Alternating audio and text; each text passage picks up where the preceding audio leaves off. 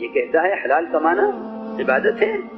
موسیٰ فرماتے تھے جو امت مرتد ہو رہی ہو حلال کمانا جرم ہے. اللہ پوچھیں گے تیرے سے تو خوش نہ ہو کہ میں حلال کما کے بچوں کو پال رہا ہوں. خوش نہ ہو, اللہ تجھ سے حساب لیں گے اس کا کہ میرے نبی کی امت جو میرے نبی کے فاقوں سے بنی تھی وہ مرتد ہو رہی تھی, تو گھر بیٹھ کر کمانے کو سمجھ رہا تھا کہ یہ دین ہے. اللہ پوچھیں گے تجھ سے قیامت میں. ایسا ہے. السلام علیکم ورحمۃ اللہ وبرکاتہ. محترم سامعین, امید کرتا ہوں کہ آپ تمام خیر و عافیت سے ہوں گے. سامعین, ابھی آپ نے سنا کہ مولوی سعد کانلوی صاحب کہہ رہے ہیں کہ حلال کمانا جرم ہے. یعنی وہ کسی بزرگ کی طرف نام نہیں لے رہے ہیں, پتہ نہیں وہ کون بزرگ ہیں, ان کی طرف منسوب کر کے کہہ رہے ہیں کہ حلال کمانا جرم ہے ان حالات میں جبکہ امت مرتد ہو رہی ہو. جبکہ حدیث میں آتا ہے کہ حلال مال کا طلب کرنا یعنی حلال مال کے لیے دعا کرنا ہر مسلمان پر واجب ہے. یہ حدیث المعجم الاوسط میں ہے, اور اسی طرح المعجم الکبیر لطبرانی میں ایک حدیث ہے جس میں حضور علیہ السلام نے ارشاد فرمایا کہ حلال مال کا طلب کرنا فرائض کے بعد فرض ہے.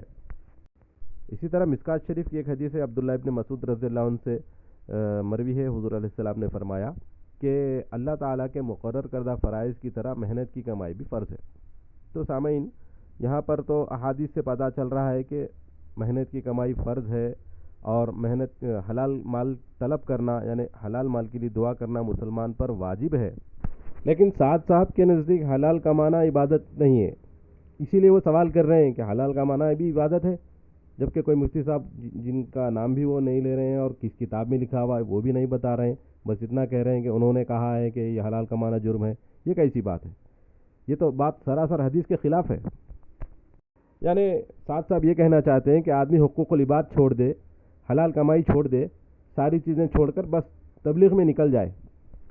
محترم سامعین, آپ ہی فیصلہ فرمائیں کہ آدمی اگر جماعت میں نکل جائے, مسلسل نکلتا ہی رہے, تجارت چھوڑ کے, حلال کمائی چھوڑ کے, تو وہ اپنی بیوی بچوں کو کھلائے گا کیا, اور بچوں کی تعلیم و تربیت کا انتظام کہاں سے کرے گا؟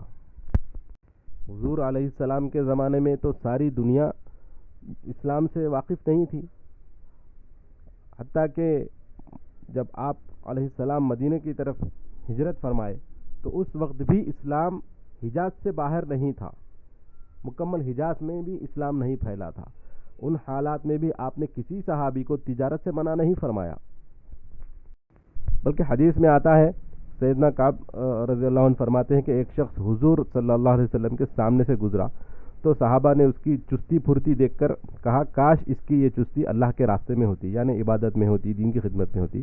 تو سنیے حضور علیہ السلام نے کیا فرمایا.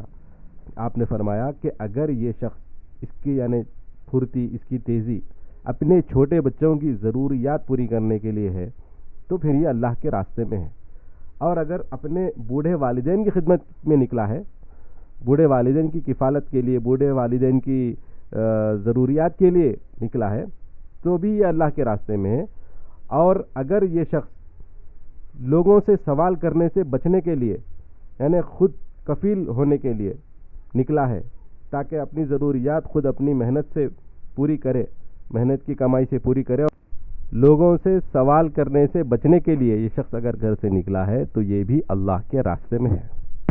اور دوستو, آج تو یہ حالات ہیں کہ اسلام دنیا کے چپے چپے میں پھیلا ہوا ہے, تو ان حالات میں دعوت و تبلیغ کے کام میں جو کہ ایک مباح کام ہے, اس کے نکلنے کے لیے لوگوں کو حلال کمائی سے روکنا, لوگوں کی حلال کمائی پر طعنہ دینا, اسے جرم کہنا کہاں تک درست ہو سکتا ہے؟ اللہ تبارک و تعالی دین کی صحیح سمجھ نصیب فرمائے. السلام علیکم ورحمۃ اللہ وبرکاتہ.